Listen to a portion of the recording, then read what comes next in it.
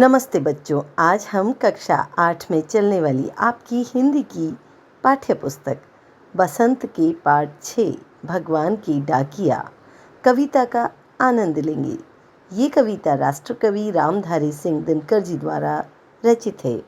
आइए बच्चों, हम इस कविता का वाचन करते हैं। पक्षी और बादल ये भगवान के डाकिये हैं जो एक महादेश से दूसरे महादेश को जाते हैं। हम तो समझ नहीं पाते हैं, मगर उनकी लाई चिट्ठियाँ पेड़ पौधे पानी और पहाड़ बाँचते हैं।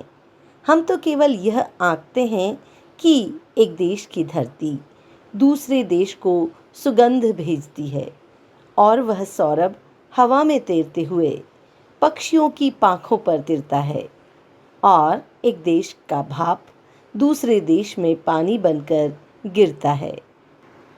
तो बच्चों, कैसी लगी आपको ये कविता? अच्छी लगी, क्योंकि इसमें पक्षी हैं, बादल हैं, पेड़ पौधे और पहाड़ और पानी की बातें हैं और ये सब प्रकृति के वे रूप हैं जो हम सभी को लुभाते हैं। बच्चों, देखा जाए तो प्रकृति के इन्हीं रूपों में ईश्वर स्वयं को अभिव्यक्त करता है। ईश्वर के दर्शन हमें प्रकृति के इन्हीं रूपों में होते हैं।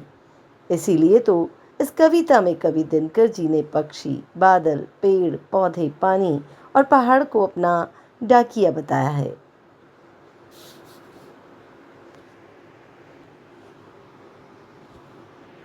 पक्षी के पंखों पर हवा रूपी डाकिये के माध्यम से एक देश से दूसरे देश सौरभ भेजने का काम भी प्रकृति के ये डाकिये करते हैं। अब आप सोच रहे होंगे कि ये सौरभ क्या है? बच्चों, सौरभ का मतलब होता है सुगंध यानी खुशबू। तो बच्चों, अब जब भी हवा में एक महक, एक ताजगी महसूस हो तो समझ लीजिएगा कि ईश्वर का डाकिया आपके नज़दीक ही है। इसी तरह बच्चों, हवा के माध्यम से समुद्र में उठने वाली वाष्प उड़कर आसमान में पहुंचकर जल का सघन पुंज यानी बादल बनाती है और बादल फिर बारिश के रूप में धरती पर हरियाली और नव अंकुरण का संदेश लेकर आने वाले डाकिये बन जाते हैं। तो बच्चों, अब आप समझ ही गए होंगे कि ईश्वर प्रकृति के कण कण में समाहित है।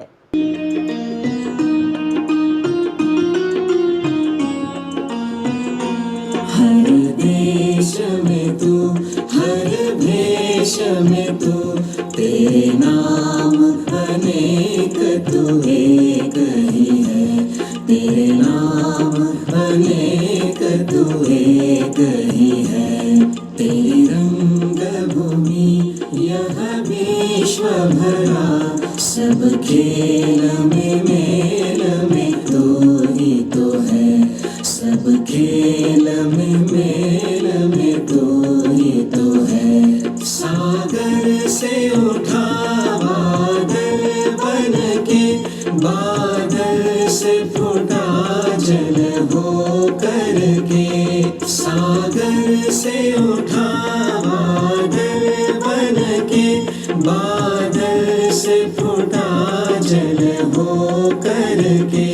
फिर नहर बना नदियाँ गहरी, तेरे भिन्न प्रकार तू एक ही है। फिर नहर बना नदियाँ गहरी, तेरे भिन्न प्रकार तू एक